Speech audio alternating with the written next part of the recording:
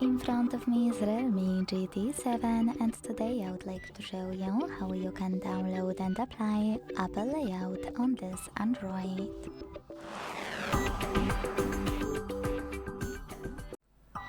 Begin by opening Play Store and getting this app, LaunchOS from Launcher Studio Developer.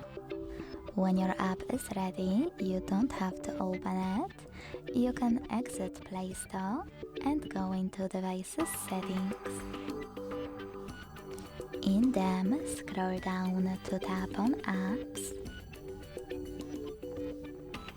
Click on Default Apps over here and select Home App.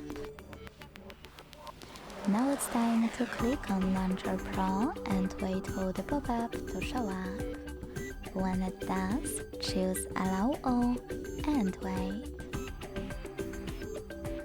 As you can see, after a couple of seconds, my launcher was successfully applied.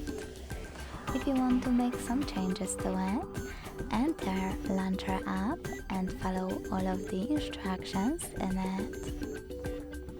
If you want to go back to your default launcher, you need to enter the same default app settings and hit System Launcher. Thanks so much for watching. If you enjoyed this video, leave a like, comment and subscribe. Bye!